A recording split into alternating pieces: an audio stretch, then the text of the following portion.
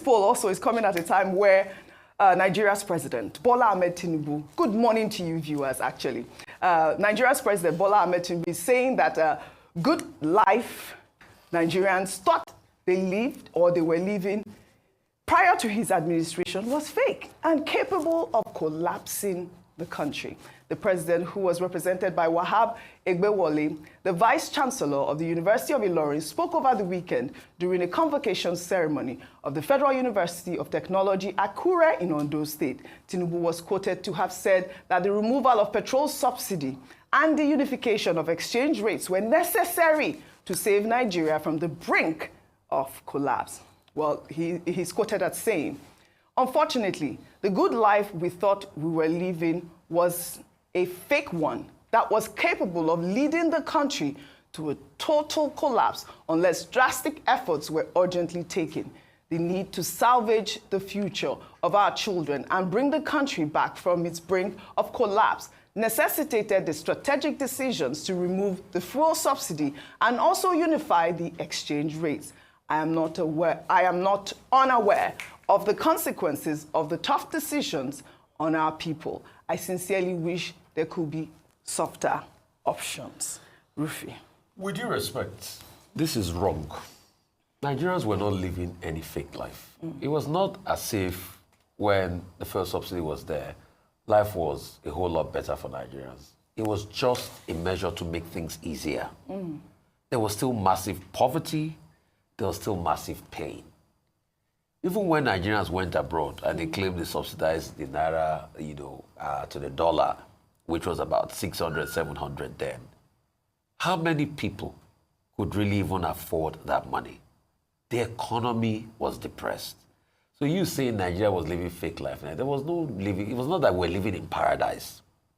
But what we're telling President Tinubu every time is, did you think of the effect of destroying the lives further and devaluing the lives before you embarked on it?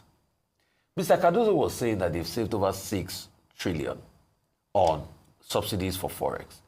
Ask him how much in our GDP has reduced since all of these 2 monstrous measures have taken place in Nigeria. I can give you some figures.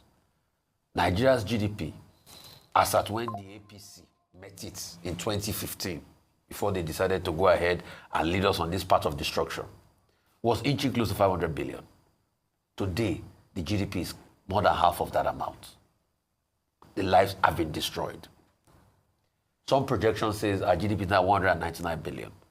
Do you want to prorate that in trillions of naira of how much has been lost in this economy? So they have not been productive. Is it the corruption we want to talk about? Is it the fakery that is going on? They are the ones that are fake. Do you know how many times they've told us Port Harcourt refinery is ready? Is that not the one giving us fake news? Didn't they tell us that it was mechanically complete at the start of the year? They said it was going to be ready in August, not ready. Now, and please, for the sake of people, what they did was simply a production unit churned out, the naphtha that they now have to go and blend with C5, cracked C5, because they don't have the converter unit that will convert the naphtha, the hydrocarbons in there, into something of high octane ratings. That refinery is not 100% complete. This is something they've took 1.5 billion for over 44 months. We are already 42 months away.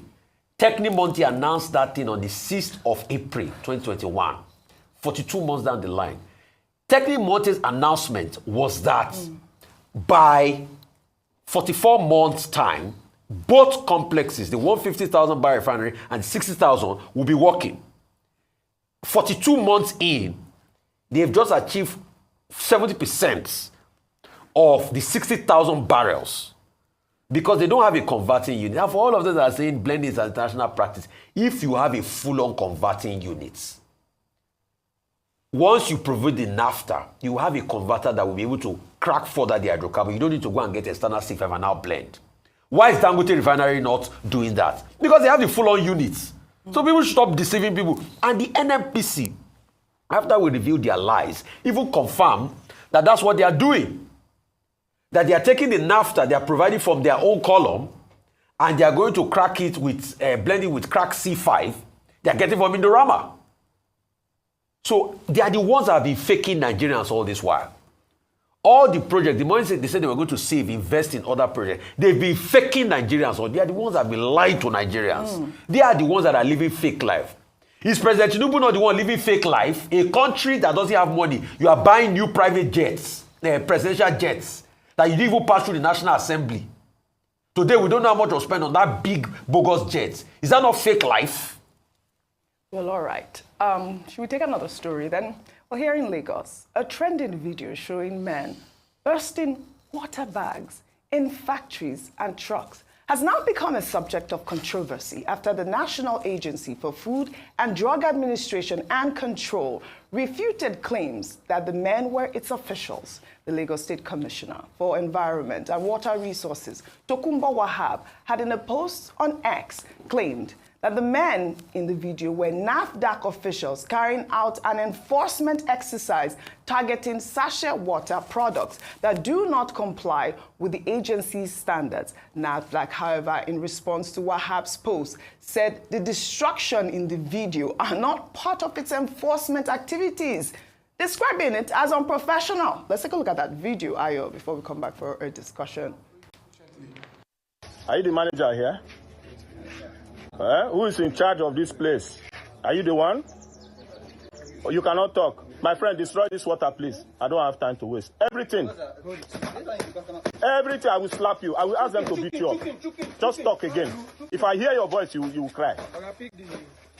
I know. That's Icon water. Who is in charge here? I want to see the person. Okay. When you finish, you go inside. Every water inside the factory should go down. Flat. Every single sachet in the factory should go down flat. Anybody stop you, tie them up.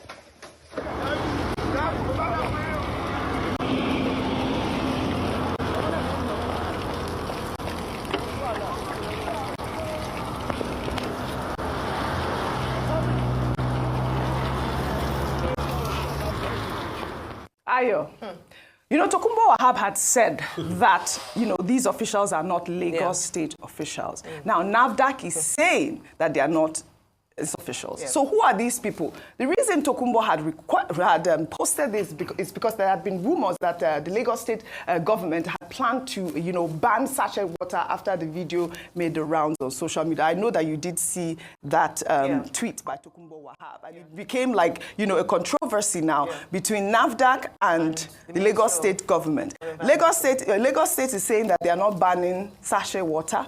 And NAFDAC is saying that this is unprofessional. But we have seen these NAFDAC videos, Ayo. We've seen them in, liquor stores, breaking those liquor bottles, the wine liquor bottles and all of that. This is exactly what they've been doing, Ayo. So I don't know where this is all coming from. So that's why it's easy are they for criminals? people to believe that it's official NAFDAC, because this is their MO. Unfortunately, even though they said in their post on X that it's unprofessional conduct and this is not how they operate. But I think that's a bit far from the truth, because we have seen in some instances where some of our zealous officers actually destroy produce or products of erring people. But there's a disconnect here, and there are a lot of things wrong with this video, OG.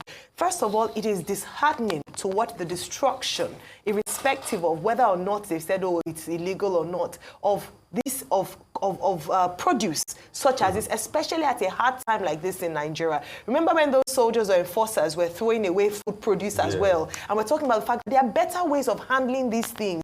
There are better ways, especially in the kind of situation we find ourselves in the economy.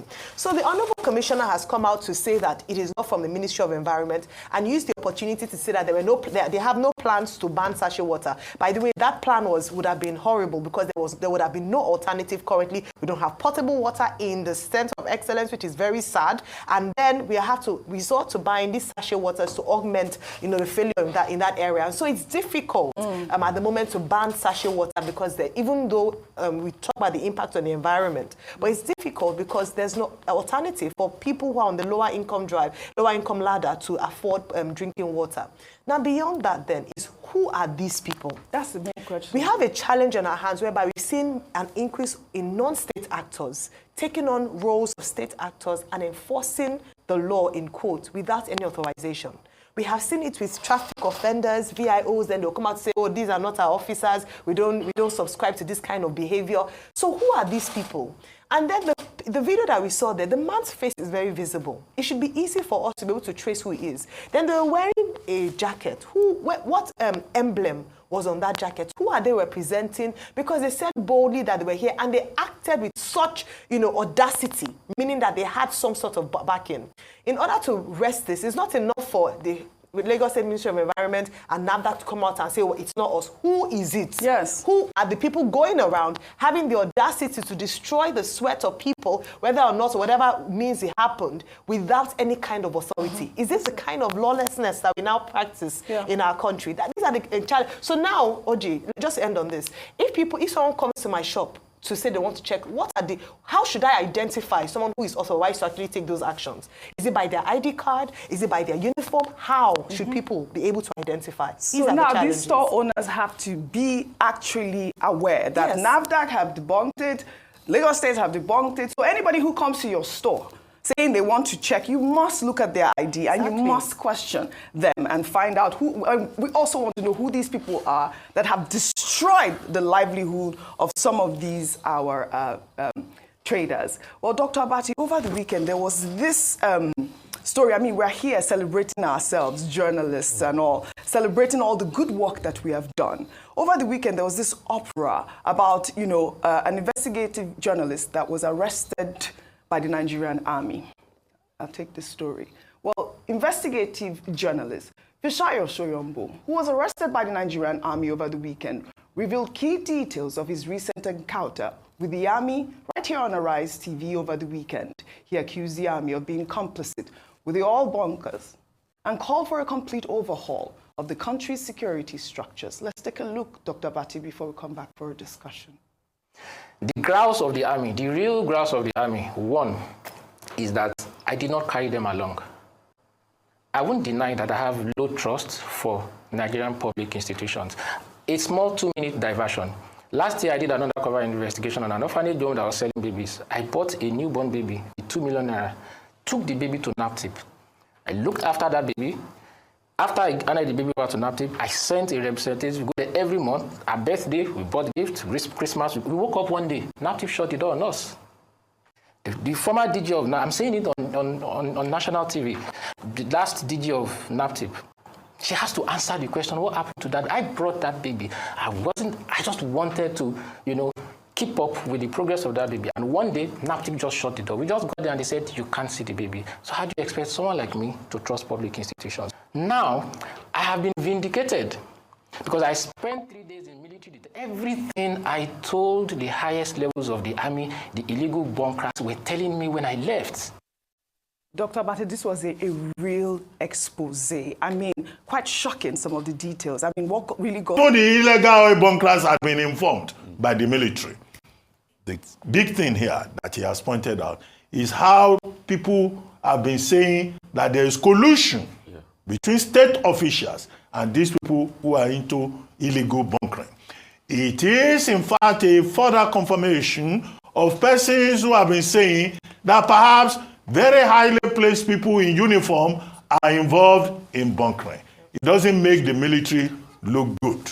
The third point is that this is the risk that investigative journalists face.